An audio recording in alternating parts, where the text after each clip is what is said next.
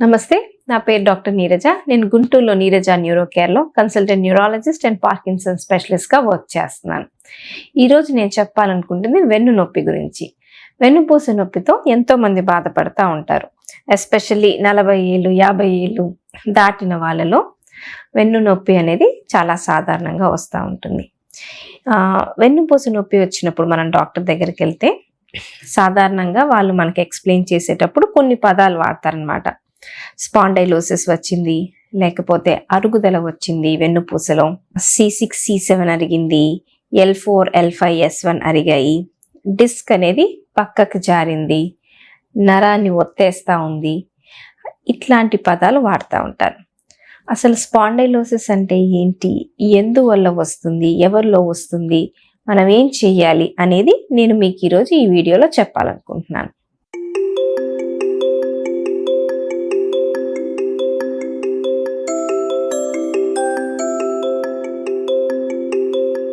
ఇది మన వెన్నుపూస అనుకోండి. ఇక్కడ మనకి మామూలుగా మెదడు ఉంటుంది. మెదడులో నుంచి వచ్చే నరాలన్నీ ఇట్లా మధ్యలో నుంచి కింద వరకు వస్తూ ఉంటాయి అన్నమాట. సో వెన్నుపూస యొక్క ముఖ్య లక్షణం ఏంటి అంటే ఇది నరాన్ని కాపాడుతూ ఉంటుంది, ఇంకా వెన్నుపూస అనేది నిటారుగా ఉండటానికి హెల్ప్ చేసిద్ది అనమాట. సో మీరు చూస్తే ఇక్కడ చాలా ఉన్నాయన్నమాట వెన్నుపూస ఎముకలు. సో సుమారు 33 ఎముకలు ఉంటాయన్నమాట పైనుంచి కింద వరకు. ఈ పసుపు రంగులో కనిపించేవన్నీ వెన్నుపూసలోంచి బయటికి వచ్చే నరాలు. సో మెదడులో నుంచి వచ్చే నరాలన్నీ నాడీలాగా వెన్నుపూసలో నుంచి వెళ్ళి ఒక్కొక్క నరాన్ని ఒక్కొక్క లెవెల్లో ఇస్తూ ఉంటుంది అనమాట. సో ఇది మెడ భాగం, ఇది ఏమో కింద నడుము భాగం. చాలా వరకు మనకి ఇబ్బంది వచ్చింది మెడలో లేకపోతే నడుములో. ఎందుకు అంటే మనం వాడే పార్ట్స్ ఎక్కువ అవే కాబట్టి. ఇప్పుడు మెడ వంచటానికి అటు ఇటు తిప్పటానికి ఈ జాయింట్లు అనేది హెల్ప్ అవుతాయి, ఈ ఎముకలు వాటి మధ్యలో ఉండే జాయింట్లు. మళ్ళీ మనం వంగోటానికి తిరగటానికి ఈ జాయింట్లు అనేది హెల్ప్ అవుతాయి. సో మనం ఇవి ఎక్కువగా వాడతాం కాబట్టి మామూలుగా మెడలో కానీ ఈ నడుం దగ్గర కానీ ఎక్కువ ఇబ్బంది ఉంటుంది. మధ్యలో మనకి చెస్ట్ దగ్గర ఉండే ఎముకలు ఇవన్నీ అంతగా అరుగుదలకి గురవవు, ఎందుకంటే అవి మనకి పెద్దగా జాయింట్స్ పెద్దగా మూవ్ అవ్వవు, పెద్దగా మనం వాడం కాబట్టి. సో ఈ మెడలో ఉండే వర్టిబ్రా అంటాం అన్నమాట ఎముకల్ని C1 C2 C3 C4 C5 C6 C7 అని పేరుతో పిలుస్తాం అన్నమాట. సో ఏ లెవెల్లో వచ్చిందో దాన్ని బట్టి నంబర్ అనేది చెప్తాం. సో అట్లాగే నడుం దగ్గర వచ్చినప్పుడు L1 L2 L3 L4 L5 తర్వాత S1 అట్లా ఉంటాయి. సో ఏ పొజిషన్ అనే దాని ప్రకారం మనం నంబర్ ఇచ్చేది. సో ఇప్పుడు స్పాండైలోసిస్ అంటే ఏంటి అంటే వెన్నుపూసలో అరుగుదల రావడం. అరుగుదల ఎందువల్ల వస్తుంది? వయసుతో పాటు వస్తుంది. సో మనకి ఏజ్ పెరిగే కొద్దీ బాడీలో మోకాళ్ళు ఎట్లా అరిగిపోతాయో అట్లాగే వెన్నుపూసలో కూడా అరుగుదల వస్తుందన్నమాట. మనకి కొంతమందిలో 20 ఏళ్ళకి 30 ఏళ్ళకే స్పాండైలోసిస్ వచ్చింది అంటాం. అది ఎందువల్ల జరుగుతుంది? వాళ్ళలో అప్పుడే వయసు వచ్చిందా అంటే మామూలుగా 20 ఏళ్ళు దాటేటప్పటికే మన బాడీ ముసలిదవ్వడం స్టార్ట్ అవుతూ ఉండిద్ది. సో 20 దాటే టైంకే మనకి అరుగుదల రావచ్చు వెన్నుపూసలో. ఎట్లా అంటే ఎముకలు పలచబడడం స్టార్ట్ అవుతాయి, కాల్షియం తగ్గిపోతా ఏజ్తో పాటు పలచబడతాయి. మళ్ళీ ఇప్పుడు ఎముకల మధ్యలో ఈ బోన్స్ మధ్యలో డిస్క్స్ అనేవి ఉంటాయి అన్నమాట. ఎట్లా అంటే ఇప్పుడు మీరు తీసుకుంటే ఇవి వెన్ను ఎముకలు 2 అనుకుంటే ఇవి పైన కింద ఎముకలు, వీటి మధ్యలో డిస్క్ అనేది ఉండేది. ఈ మెత్తగా ఉండేది డిస్క్. పుట్టినప్పుడు చాలా వరకు నీటితో నిండి ఉంటుందన్నమాట. ఇది మెల్లగా వయసు పెరిగే కొద్దీ అది గట్టిపడి మెల్లగా దాని సాఫ్ట్నెస్ అనేది కోల్పోయింది. సో మనకి ఇట్లా ప్రెస్ చేసినప్పుడు డిస్క్ అనేది మెత్తగా కదులుతూ ఉండిద్ది. కాకపోతే వయసు పెరిగేటప్పటికి ఇది గట్టిపడినప్పుడు ఇది పొట్టిగా అయిపోయి ప్రెషర్ పడే కొద్దీ వెనక్కి కదులుతూ ఉండిద్ది అనమాట డిస్క్. సో ఈ మధ్యలో ఉన్నది నాడి. ఈ నాడీలో నుంచి నరాలు బయటకు వస్తూ ఉంటాయి అన్నమాట. సో మెడ నుంచి వచ్చే నరాలు చేతులకి అట్లా వెళ్తాయి, నడుం నుంచి వచ్చే ఏమో కాళ్ళకి వెళ్తూ ఉంటాయి. ఇప్పుడు మెడలో నరం ఒత్తుకుపోయింది అనుకోండి, మెడ నొప్పి వస్తుంది. దాని తర్వాత భుజం వరకు నొప్పి రావచ్చు, కొంతమందిలో పెరగా వేళ్ల వరకు నొప్పి రావడం, తిమ్మిరి రావడం ఇట్లా జరుగుతుంది. అదే నడుం దగ్గర వచ్చిందనుకోండి, మనం చాలా సాధారణంగా వినేది నడుం దగ్గర సయాటికా అనేది అన్నమాట. అది ఎట్లా వస్తుంది, నడుం నుంచి తుంటికెళ్ళి, తుంటి నుంచి తొడ వెనక భాగానికి వెళ్ళి, తర్వాత వెనకాల కాలు వెనకాలకెళ్ళి పాదం వరకు వెళ్తుంది అనమాట. సో ఏ నరం ఒత్తుకుపోతుందో దాన్ని బట్టి మనకి నొప్పి అనేది వస్తూ ఉండిద్ది. జస్ట్ నాడీ వరకే ఒత్తుకుపోయింది అనుకోండి, మధ్యలో వరకే నొప్పి రావచ్చు. నరం ఒత్తుకుపోయినప్పుడు బయటికి వచ్చే నరం అప్పుడు బయటికి రావచ్చు. సో ఎందుకు ఒత్తుకుపోతాయి అంటే, ఒకవేళ ఈ రంధ్రం చిన్నబడింది అనుకోండి, దీంట్లో బోన్ అనేది లోపలికి ఎదగడం వల్ల రంధ్రం చిన్నబడినప్పుడు నరం మీద ఒత్తిడి పడిద్ది. మళ్ళీ ఇట్లా ప్రెషర్ పడినప్పుడు వయసుతో పాటు డిస్క్ పాడైపోయినప్పుడు ఈ డిస్క్ వెనక్కి వచ్చి కూడా నరాన్ని నాడిని ఒత్తేయచ్చు అనమాట.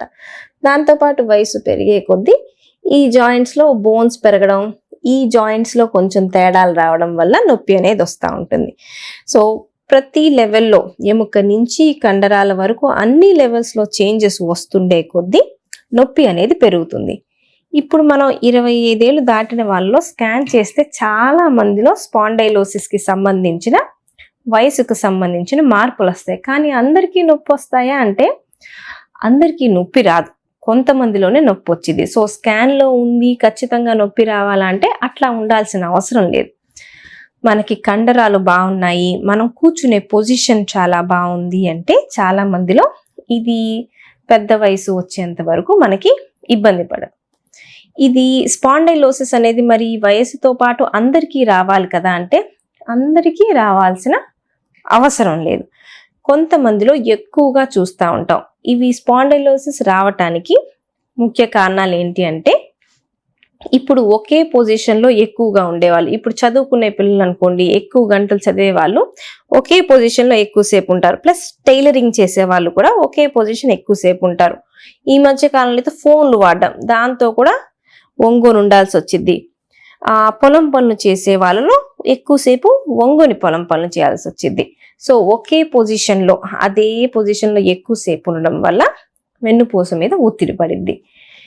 రెండో కారణం ఏంటంటే, బాగా బలమైన పని చేసే వాళ్ళు, బరువులు ఎత్తే వాళ్ళు, మాన్యువల్ వర్క్, సిమెంట్ పనులు చేసే వాళ్ళు, వీళ్ళల్లో కూడా తొందరగా అరుగుదల అనేది వచ్చింది. దీంతో పాటు భారం, ఓవర్ వెయిట్ ఎక్కువ ఉన్న వాళ్ళలో కూడా మనకి వెన్నుపూస మీద చాలా ప్రభావం చూపుతుంది అనమాట. ఇవి కాకుండా మనకి షుగర్ ఉన్న వాళ్ళలో, స్మోకింగ్ చేసే వాళ్ళలో, బోన్స్ వీక్నెస్, ఆస్టియోపోరోసిస్ ఇట్లాంటి ఉన్న వాళ్ళలో వెన్నుపూసతో అన్ని పార్ట్స్ లో అరుగుదల వచ్చింది, వెన్నుపూసలో కూడా అరుగుదల వచ్చి వీళ్ళలో కొంచెం తొందరగా ఇబ్బంది పెట్టచ్చు అన్నమాట. ఇవే కాకుండా ఇక మన ఫ్యామిలీలో ఉందనుకోండి, మన పేరెంట్స్ కి ఈ స్పాండైలోసిస్ ఉంది అంటే మనకి కూడా వచ్చే ఛాన్సెస్ అనేది ఎక్కువ. సో ఇప్పుడు ఈ కారణాలతో మనకి స్పాండైలోసిస్ వచ్చిందనుకోండి, మనం బిళ్ళలు వాడితే తగ్గుతుందా అంటే వచ్చింది వయసు వల్ల. వయసు మనం ఏం చేసినా, ఎటువంటి బిళ్ళలు వాడినా సరే వెనక్కి వెళ్ళదు. సో అట్లాంటప్పుడు రోగం అనేది బిళ్ళలు వాడుకుంటా కొన్ని జాగ్రత్తలు తీసుకుంటే కంట్రోల్లోకి వచ్చింది, కానీ ఎప్పుడూ వెనక్కి వెళ్ళదు. మనకి ఏ రోజైనా సరే పని ఎక్కువైనప్పుడు, బరువు ఎత్తిన రోజు, ఎక్సర్సైజ్లు మానేసిన రోజు, ఎప్పుడైనా సరే ఇది మళ్ళీ తిరిగి రావచ్చు అనమాట. సో మనం కంట్రోల్ చేయడానికి ఏం చేయాలి అంటే, ఫస్ట్ ఇంపార్టెంట్ ఎక్సర్సైజెస్.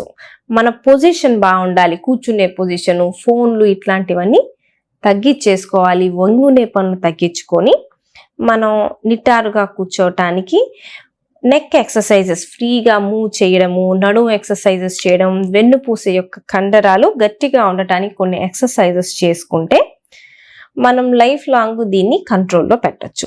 ఎప్పటికీ చేయాలి. తగ్గిపోయిందని మనం ఆపేసాం అనుకోండి, మళ్ళీ ఏదో ఒక రోజు తిరిగి వస్తుంది. అట్లా కాకుండా కంటిన్యూ చేయాలి. ఎముకలు వీక్నెస్ ఉన్న వాళ్ళలో కాల్షియం టాబ్లెట్స్, పెద్దవాళ్ళలో ఇంకొన్ని బిస్ఫాస్ఫనేట్స్ ఇట్లా ఉంటాయి. వీటితో మనం ఎముక పటుత్వాన్ని పెంచి వెన్నుపూసని గట్టిగా ఉండేటట్టు చేసుకోవచ్చు. ఒకవేళ మనకు నరం మీద ఒత్తిడి పడి నొప్పి వస్తుంది, జాలు నొప్పి ఇట్లా వస్తుంది అంటే కొన్ని మెడిసిన్స్ మనకి దీనికి హెల్ప్ అవుతాయి. వీటితో పాటు స్మోకింగ్ ఆపేయడం, షుగర్ కంట్రోల్లో పెట్టుకోవడం, వయసు పెరిగే కొద్దీ బరువు పెరగకుండా తేలికగా ఉండేటట్టు చూసుకోవడం, ఇట్లాంటి జాగ్రత్తలు తీసుకుంటే మనం దీన్ని కంట్రోల్ చేయొచ్చు. బిళ్ళలు వాడి నేను రోగాన్ని తీసేస్తున్నాను అంటే అది జరిగే పని కాదు. కొంతమందిలో మరీ ఇబ్బంది ఎక్కువగా ఉంది అంటే వాళ్ళలో సర్జరీ చేయాల్సిన అవసరం ఉండొచ్చు అనమాట. మనం బెల్లలతో డిస్క్ని మళ్ళీ కొత్తగా చేయలేం, దాన్ని నరాన్ని ఒత్తకుండా జరపలేం. సో అట్లాంటి వాళ్ళలో మనం మాత్రం కొంచెం సర్జరీ లోపలికి వెళ్ళి మనం దాన్ని కొంచెం కదిల్చి నరం మీద ఒత్తిడి పడకుండా చూసుకోగలిగితే మెల్లగా మనకి కొంచెం ఇంప్రూవ్మెంట్ అనేది వస్తుందన్నమాట. Thank you.